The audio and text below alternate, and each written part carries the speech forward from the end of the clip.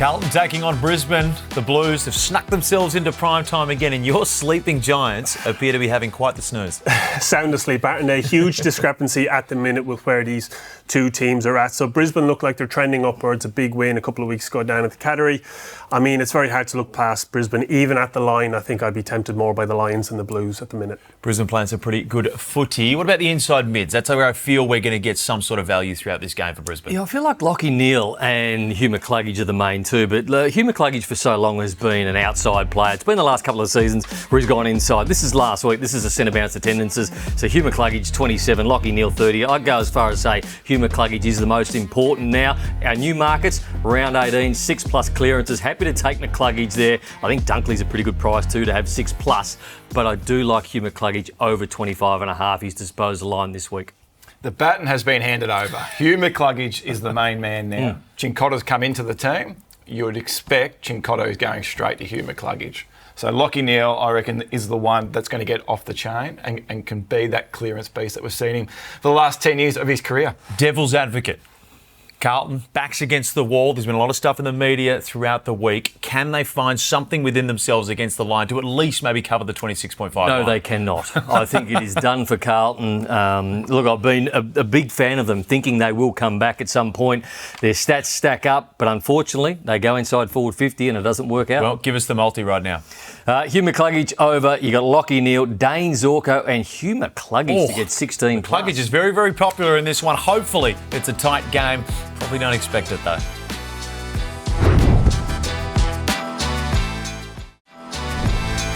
Welcome to another episode of In the Back Pocket. A huge round 18 coming up. We're going to break it all down. Kate McCarthy, unfortunately, a little bit unwell. And Hoyney, we get you wall to wall today. Felix, what a day to be here. We've been waiting for one of these rounds to come. All Hoyne. And I've been brought in for the best round of the year. All Hoyne. It's fantastic. Now, what we do every single week, if you knew, we do our accountability bet. We have our best bet across the entire weekend. Brownie, kick us off with yours. I'm going to kick us off with Zach Merritt because Zach Merritt went back into the midfield last week. Not sure why he wasn't in there, but he has an unbelievable record against the Tigers. So his last 8 games, averages 34. Even in 2020, reduced game time, he had 34 against the Tigers. Every game has been over 30. The lowest has been 30. He's had 37s, 38s, 36s. And with the way Richmond play, they'll go head-to-head. I just don't see how Zach Merritt, in my opinion, doesn't get the 30 disposals this week. So a little bit over. I'm going to take the 31 just to get that little extra oomph on it. Well, you're going for a little extra oomph, are you? Oomph. Well, Kate's going for a little extra oomph, because she's going 32 disposals. 32? You're going 31, and this is a competitive game. We'll show our little piggy soon. I'd laugh if he got 31. I will laugh very, very hard. So Kate McCarthy is going with 32 plus disposals. You're going with 31. Zach, where are you sitting with? Yeah, Sam Durham, for me, is quickly becoming a bit of a cult hero in the league. I think everybody kind of admires how he goes about his game, and coming up against this depleted Richmond side, I just expect him to hit maybe even more than that. I think 215 for 25 disposals really is good a price. Rare price for somebody who's done it 3 of his last 4 games. So Sam Durham, he's 25 really plus. watchable too, isn't he? When you talk about sitting down watching football, he is good to watch. There's other players, not so much, but Sam Durham, good player to watch. You'd love to play with him. He strikes me as the type of player you'd love to walk into a big game with Sam Durham beside you. I'm surprised you didn't go for something a little longer, because you guys are the chasing pack. I'm going back to the well with Sam Darcy. This is the third time I've gone 3 bucks. If they keep giving me $2, I'm going to keep going back to the well. He's a generational forward, and it is not yet reflected in the price. Let's have a look at the standings. Did you make that price up? $2? It's a No, good no, price. no, it's a very, very good price. I thought it was $3. made up. That is me, the fattest pig of all, full of beans, down the bottom at $134. You're doing well, Felix. The chasing pack continuing to try. Sam Darcy hopefully will push that lead out even more. You can follow all those bets on the feed as well. But let's jump over to the report card, straight into it, because potentially the game of the round, the biggest game in the history of the Gold Coast Suns, taking on at Collingwood here. This one is an A, probably should have been an A+. Puntability, it's just an A. So when you've got Dacos, you've got Anderson, you've got forwards like Myercheck and Josh Dacos at halfback. There are so many things to punt on. The little wording for this one for me, the United Arab Emirates. Why do you think I've done that? I don't know. I dared not just try and find Probably out. a dangerous one to even ask. But Yes. the reason I've done it, because the United Arab Emirates, 89% of that is made up of foreign nationals. You know what the crowd's going to be at the Gold This Coast? isn't getting any better. It's going to end well, trust me. Stay with me. Collingwood supporters. It's going to be all Collingwood supporters over there. It's going to be a tough environment for them at home, but I still think it'll be all Pies fans there. But it is going to be, no matter what, a high disposal game. Zach. It's going to be an extremely high disposal game. So you look at Gold Coast, and this is remarkable. So total midfield disposals, number one in the competition. Simultaneously, they give up more disposals than any other team in the competition to their opposing mids. So with guys like the Dacos boys you mentioned, you got Pendlebury, you got Sidebottom, Took, Anderson, these guys rolling around, there's going to be disposals everywhere. And I think as far as this particular market goes, I'm not sure we've seen a better game for midfield disposals. So I'll go a little bit further on that. So Gold Coast ranked number 1 through the midfield for total disposal. That's just the midfield. Overall, they actually ranked 14. So that means in the midfield, they are in for so many disposals. So those 3 starting midfielders take up most of the disposal. They rank 14th overall, but number 1 through the midfield. Yeah, and the one for me is Took Miller. So Took Miller, despite Anderson and Rao getting so much plaudits, which is fair enough, he is actually their highest rated player this season. And we talk about the work that he does centre forward is up there with the best midfielders going around. So his delivery inside 50, his ability to be able to impact the scoreboard is a separating factor for him, and it's why he's been so good this season. Took you about 2 minutes to start talking about highest rated players, Hoyney. That's a world record for you. But the two that you'd expect to get a whole lot of the ball, Dacos and Noah Anderson. Yeah, they're the 2 mainstays. They are the 2 highlights in this game. So Nick Dacos, I don't think there's a tag for him. Gold Coast don't tag. Collingwood the other way don't tag. So 31 disposals for each of them. Our new markets, you're allowed to do the 30, the 31, the 32s now. So 31 plus for both of them. Hey, I've been known to pot some promos that Sportsbet have done in the past, but this one is one of the best ones we've seen. I reckon the customer's going to absolutely love this. This is how you find it in your app. So it's all going to be right there. You can also follow people on the feed if you don't want to work your way through. But look at that. You just swipe over 27, 28, 29, 30. God forbid they just let him off the leash.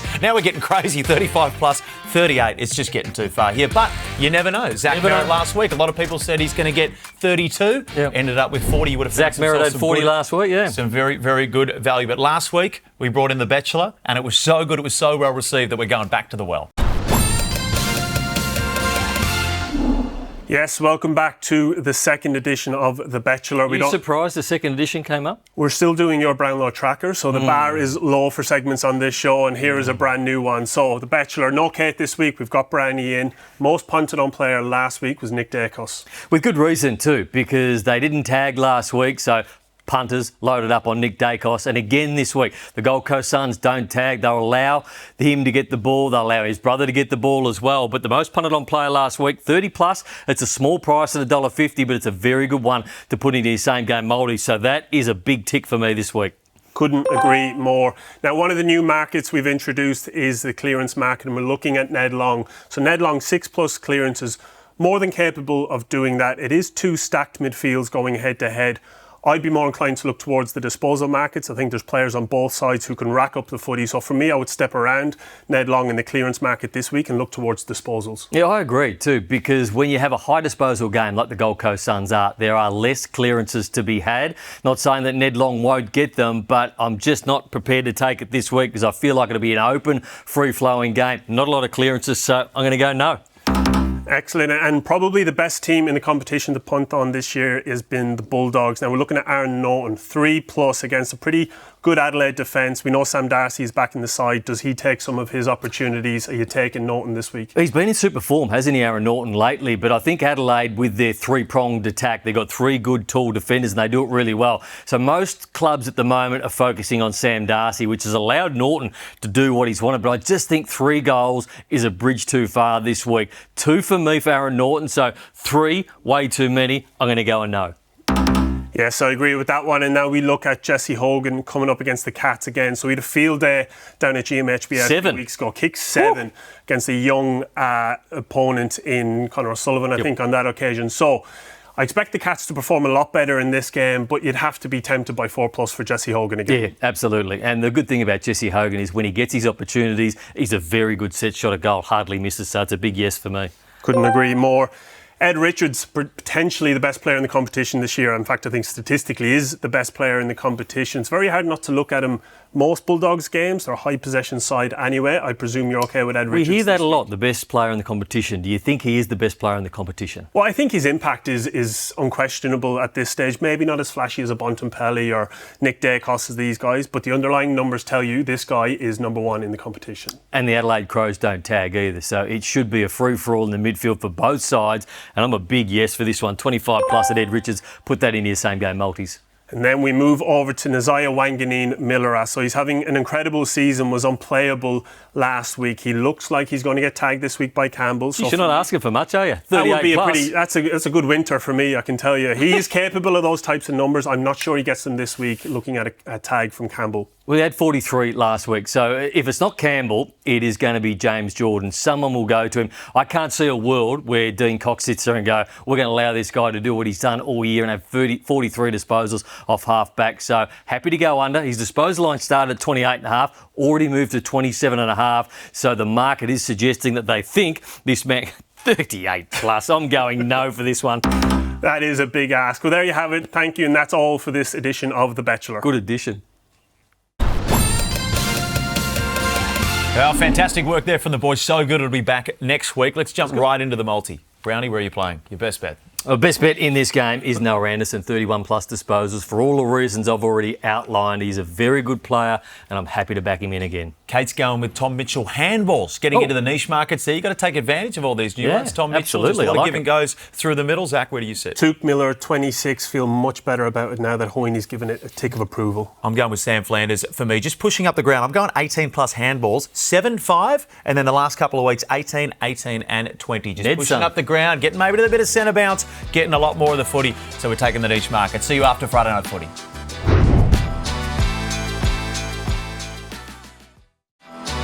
Here we go, let's crack in. A big Saturday of footy is not far away and the Dogs taking on the Crows here, and a favourite son should, in theory, get a lot of the footy. Yeah, Tom Liberatore. So we know there's players everywhere to back in the Doggies midfield, but you look at the last 5 games Liberatore has played at Marvel, averages 26 disposals. You then turn your attention to the opposition. Last 5 games against Adelaide, 28 disposals.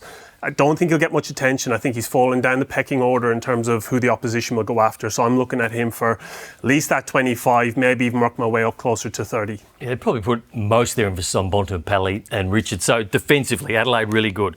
Offensively, the Western Bulldogs great. But defensively, the Western Bulldogs got holes everywhere. Who are you backing in this game head-to-head? I think history shows, I'd rather have the strong defensive profile over the offensive profile, and that's why I'll be going after Adelaide this week. But I think it's a big game for both these two, given that there are holes on either end of the ground with their profile, to be able to, really cement yourself to challenge either Collingwood, Geelong or Brisbane, who, I think we all consider to be the 3 best teams in the comp. Just checking another one off Hoyney Bingo here. We got the data rankings. We just got defensive profile, which was paying short odds. No, there's more to come too. More to come. Stay tuned. Let's jump into the report card here. This round is the antithesis of last round. We have great matchups all throughout. The watchability for me is an A. What's the puntability? Yeah, B+. So there's a few anomalies with this one because I think there'll be a lot of tags going on in this game. You just don't know which players are going to go to which players to lock them down. So it's genuinely a B+, good punting game if you get it right. Big sound returns. If GWS win this, then they're going to start talking about, hey, they're back. They're back. And do we remember what happened in 2019?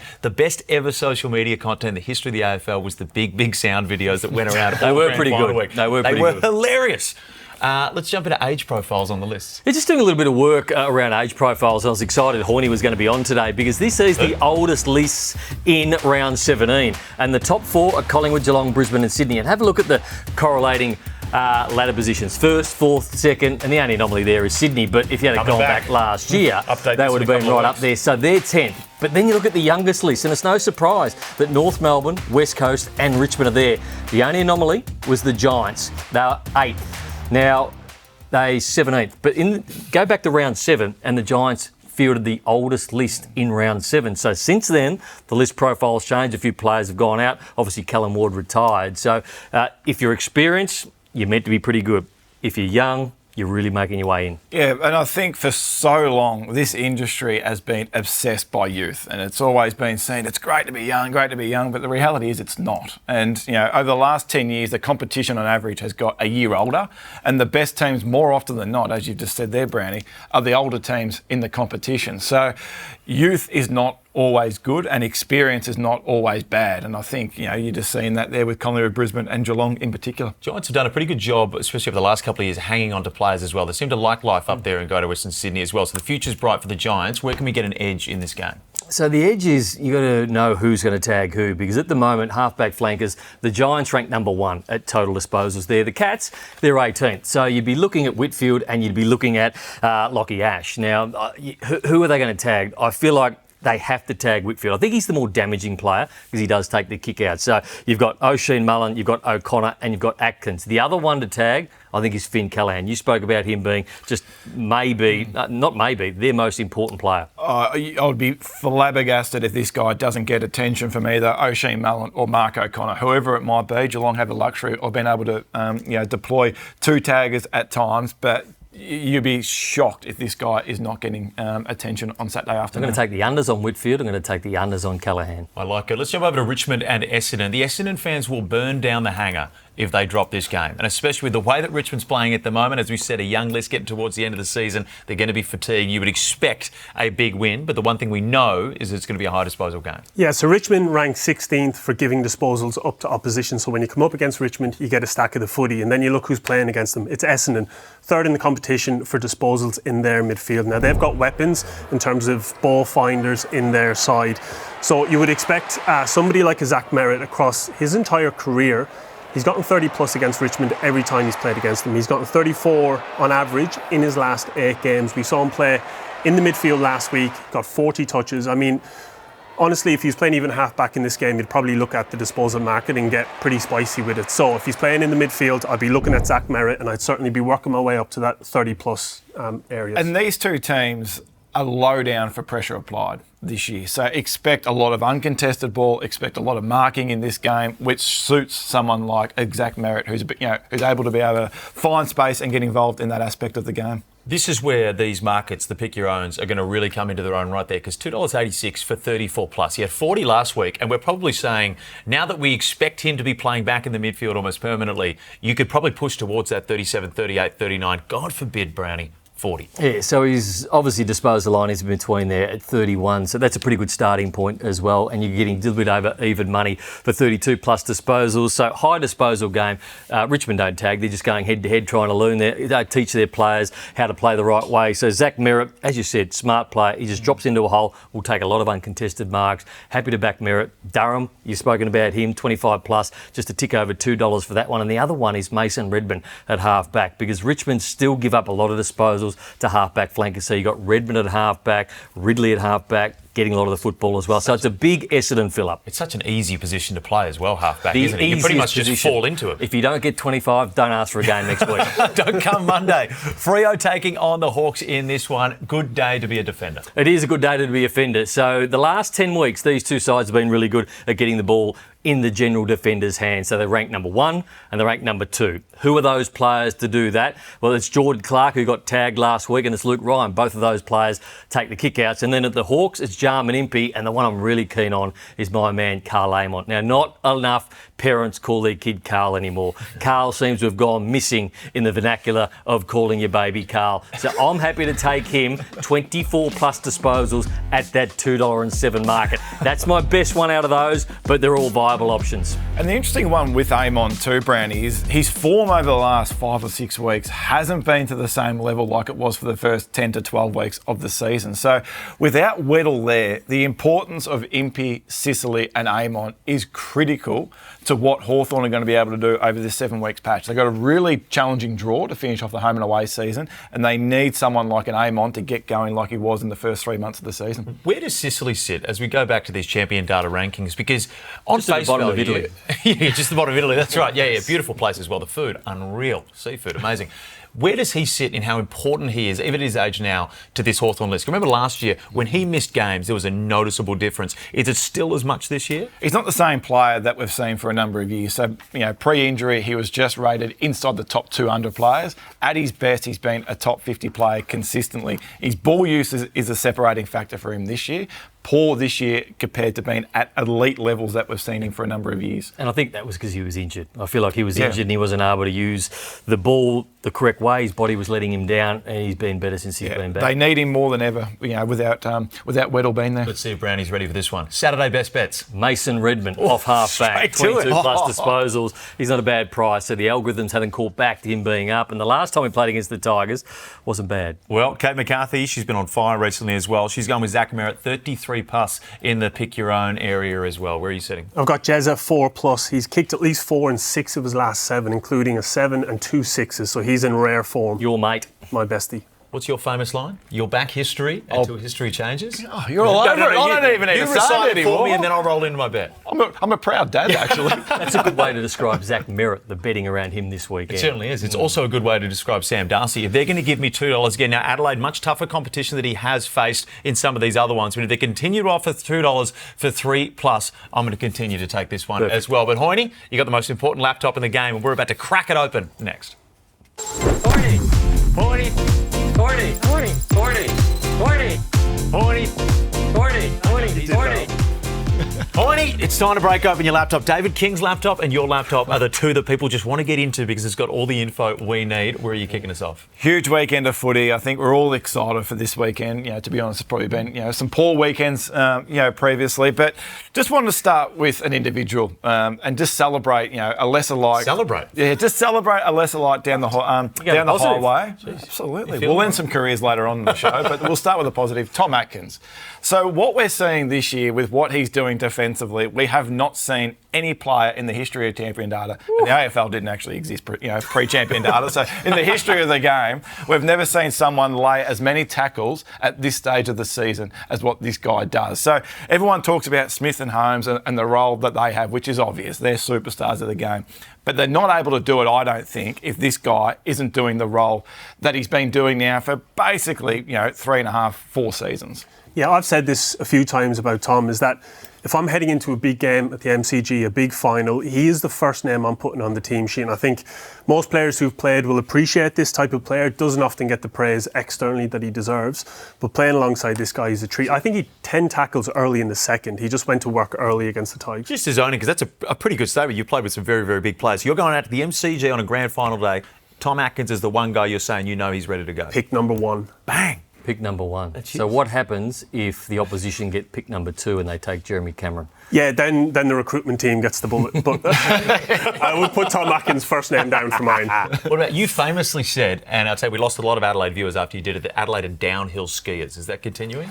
Oh, did I just? Oh, geez, he's turned my phrase quite nicely. But so I don't think there's ever been a year where you've had to really separate who you've actually played against this year to really understand if your profile's legit or not.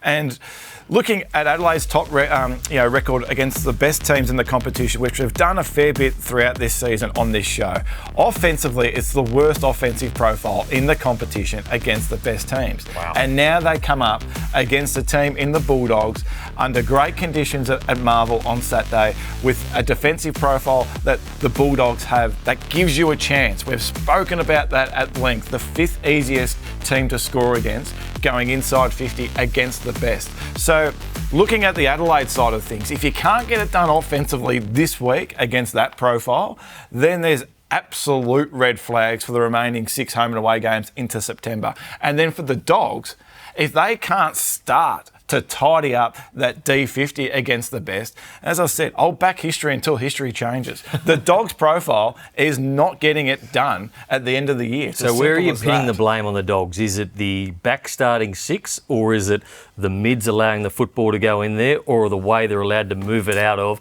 the Bulldogs forward 50? I think they are so aggressive with how they move the footy, the Dogs. They're the most aggressive ball movement team in the competition. They want to go back through corridor more than anyone else in the comp, which is why offensively they are brilliant. But they basically play shootout footy against the best. And they're great to watch, But the reality is shootout footy against the best come September, that's not getting it done. So I just wonder whether or not they need to tighten up a little bit with their offensive ball movement. Try not to take away too much of that, but to tidy up this defensive profile. My little brain is ticking over, trying to work out, and has been all year, who's going to kick the goals for the Crows. They're one of the hardest teams to catch. You can find some amazing value, whether it be Rankin for 3 or 4. Thilthorpe is still good value for 4 kicking it back. These guys, it's just tough to find who's going to do it. Who do we think is going to do it in this one? I'm going to have to go Thilthorpe. He's been up and he's been down, but I had a look at what Larky did to them last week as a big player. He was able to stand his ground, and that's what Thilthorpe does. So he's not a bad price to kick 3, a little bit over $3 for the 3+. Great value. It's a big game for him because he's played 7 games against the best. He's kicked 11 goals. 5 of them came in his very first game against the best, against Gold Coast. So his last 6 games, 6 goals against the best. And we like Riley. We've spoken about him throughout the whole season of just how good of a footballer he is. Sound like you like him too much anymore. Riley, it's time to get going. So just a quick question from the audience. You say Thilthorpe, you say Tilthorpe. Are you just saying it to avoid accidentally stuffing up with a lisp? Riley, it's a big day for you. We'll just call him Riley. What about you, Zach? Taylor Walker, is there still some life left in the old dog? Can he give us some value? Yeah, I don't mind looking at him for maybe the 2 goals. I suspect you'd get a better price for him to kick 2 than a big Riley. And then obviously Isaac Rankin, we know he's capable of kicking big numbers, so you could look at him for that kind of 2-goal market area as well. So I don't mind going near those guys. I think Big Riley's going to get more attention. It's not a bad bet, the Isaac Rankin one, because I'm not sure I'm trusting the dog smaller defenders. So you got Caulfield, you got Giray at the moment. Obviously we filmed this before the sides come out, so I'd be looking at Isaac Rankin again. I'm quite happy to take a 3-bet play there. $10 on each, 4+. I think you'll be able to find some value at some point in the season following the Adelaide forward line like that. What about the Giants? Is there a way that they can get Geelong? Yeah, there is. So, again, we go back to that top 9 conversation. And the best profile in the game, by a fair way, is actually Geelong against the best teams in the competition. 32 areas that we track, as really key areas. 24 of them they rank top 6 against the best. No one's anywhere close to that. However, they do give you a look with their inability to defend back half transition against the best teams in the competition. As you just saw there, Brisbane have got them twice. GWS got them down in Geelong in round 9. So that's the only area of concern for Geelong against the best teams in the comp, and they come up against the second best team in the comp at being able to actually convert those chains into a score. So sit back Saturday. If you're seeing GWS just challenge through the corridor, alarm bells for Geelong. If you're not seeing that, I reckon you're pretty confident that Geelong are going to get this win on Saturday. So one just key area of that game, Saturday twilight. Don't mind it. Anything over $2, my ears start to prick up as well. Do you find any value there in GWS? Are you buying what Hoyney's selling? I am buying, but I'm going to sit out of the head-to-head on this game. I'm just going to sit back, watch it. I'm too conflicted to invest because I can't pick a winner in this one. Outside that, I'm going to take the unders on Whitfield. I'm going to take the unders on... Ash. Not Ash. Callahan. There we go, which is a bet not many people like to place these days, the way that he's playing as well. You can find those bets on the feed as well. We'll be back in a very short time.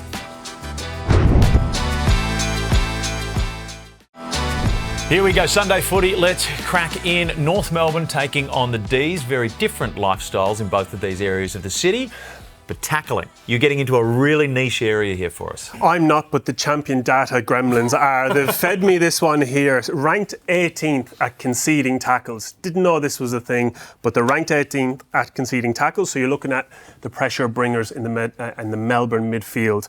And it's hard not to have your eye drawn straight to Jack Viney. So you're looking there, averages 8.2 tackles in his last 5 games, had 9 tackles last week. You'd have to be looking towards Jack Viney this week against a team like North Melbourne to rack up a few tackles. Oh, he's a bull.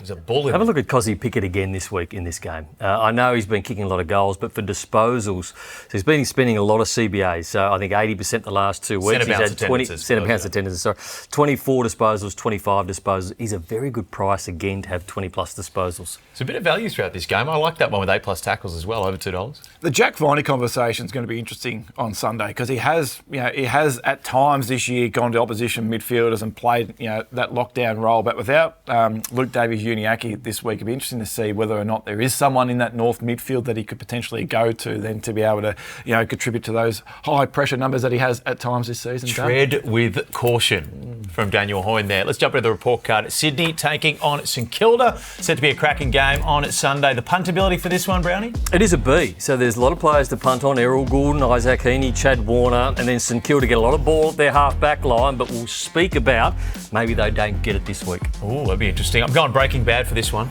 You know why?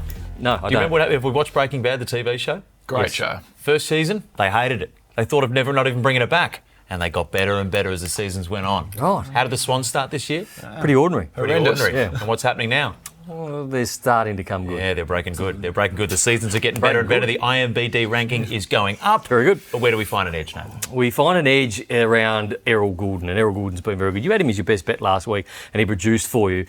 On the wing here at Marvel Stadium, I find it hard to see how he doesn't, unless he gets tagged. And do they send Marcus Windhager to him? Hasn't been tagging the last couple of weeks. Do they send Garcia out there? I'm not sure. He's been quite good when it goes to the centre bounce clearances and going on somebody in there. So it's a bit of a watch and see, but if Errol Gordon walks out to that wing and you're at the game and you can see not Windhager going to him, but some other player that might not go anywhere near him, I'd be backing Errol. Have you seen where Marcus has been treading to the last couple of weeks without tagging? He's been walking straight to the wing lines. But he hasn't been tagging. He might not be tagging. He might not. I'm with you. I don't think he will be. But you're a little bit nervy because he has been going to the wing and just playing that wing role. This bloke is a genuine superstar of the competition. If you're ever at the footy and you see the commentary box with Nathan working right before the game, have a look at this binoculars man with the binoculars glued to the window. Wouldn't even know what's happening on it. The other bet is Nazai Wanganeen-Mellera. So he had 43 last week. I don't see a world where he doesn't get tagged. Whether that's Braden Campbell or whether that's James Jordan going straight to him, you can't allow him to do what he's been doing. They've shown they will tag, and I think Nazai, the line's moved from 28.5 to 27.5 already, so I'm happy to go under. That's going to be a multi as well, but you've got a little multi for us, a special one. A new market multi, yes. I'm going with Cal Wilkie. So I've gone with him a couple of times this year and he has let me down every time. But I am going to persist with him because I've just picked poor weeks and I don't think this will be one. So I've got him down for 2 tackles, 8 marks, 17 disposals. 4 of his last 5 games, he's had his 2 tackles. Averages 19 disposals for the season. Averaged almost 10 marks in his last 5 games, averages 9 marks for the season. So 2 tackles, 8 marks, 17 disposals, all well within his capacity. That is my same game multi. You love Cal Wilkie so much that you could lose every bet on him throughout the year and you'd still go back to the well. Yeah, you and the rate him Swans. that highly. Yeah. Very, very similar. On these new markets right now, because you can do handballs, kicks, marks, clearances, tackles. Which one for you two is the one that you look at, like, I can really get an edge there? A lot of people are saying clearances. Clearances is good if you've got the centre bounce attendance numbers, which is really good, but clearances is definitely one. I like the tackles. I think you either have that in you or you don't as a player, so you can rely on the guys that have put the tackles up in the past. You would like the hard-nosed defender stat, wouldn't you? Yeah, well, I didn't do it. I needed someone to fish it out to me. Let's jump. What about this one? Port Adelaide taking on West Coast as well. The head-to-head, the line, probably not too palatable in this one, but you think there could be some clearance value? Yeah, there could be. Port Adelaide win this game comfortably. So the clearance, we just spoke about the clearances, and these two sides give up a lot of clearances, so they haven't been good at it historically. So if we look at who could get the clearances in this game and where the value is, obviously Butters isn't in there because he's just way too short to get 6+ clearances, but this is the sort of the line. So if Connor Ozee plays more as a midfielder, I think that's a pretty good price for Connor Ozee. The one I do like is Miles Bergman at $3.50, and the others there, I'm not sure there's a lot of value, but Harley Reid at $1.71. Not a lot of value, $9.25 for Liam Baker. The interesting component there is that West Coast, in particular at centre bounce, are the worst centre bounce team in the competition by a long way. And you would expect with what Port Adelaide are doing over the last couple of weeks offensively, scoring quite heavily, there's going to be a lot of centre bounces in this game. And with West Coast being so poor in that, I reckon someone like, I know he's short, I know someone like an Ollie Wines, that's his bread and butter. Is in at centre bounce, get it out, and then let Butters and Rosie and Horn Francis go to work. So expect him to be in at a lot of centre bounces where West Coast are the worst centre bounce team in the comp this season. Well, one of the best performing parts of this show is up right now. Big Reggie's wonderful multi of wonder.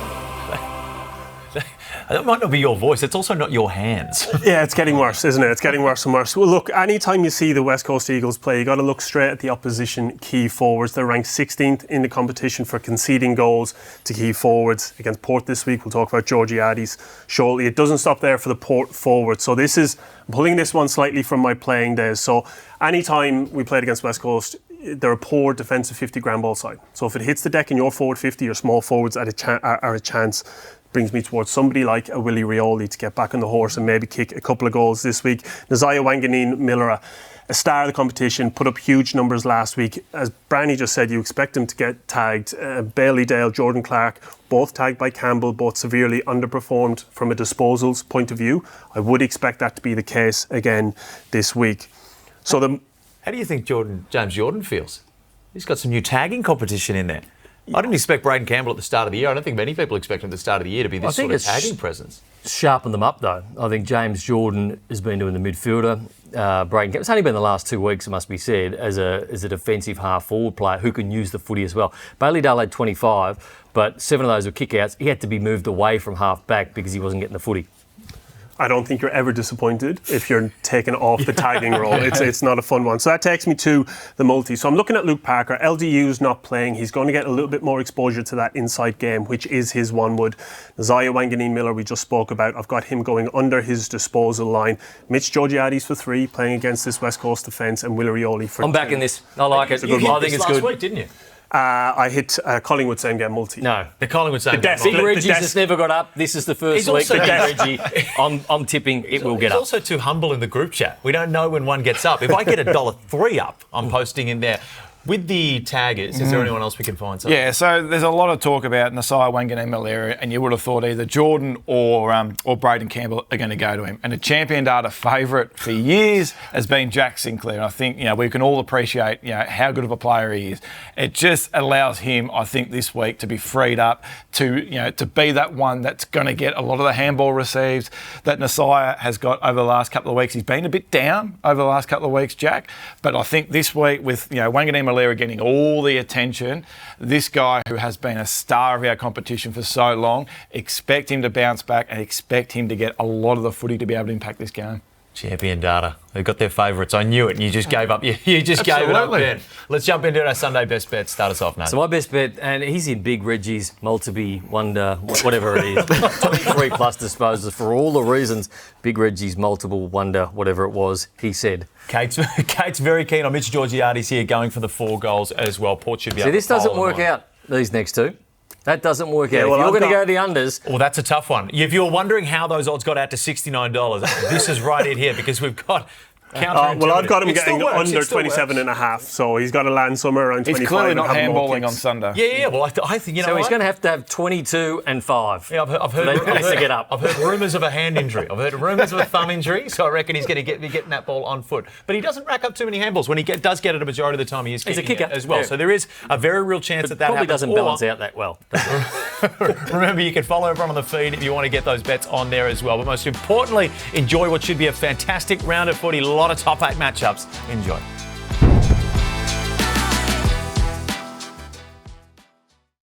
Imagine what you could be buying instead. For free and confidential support, call the number on the screen or visit the website.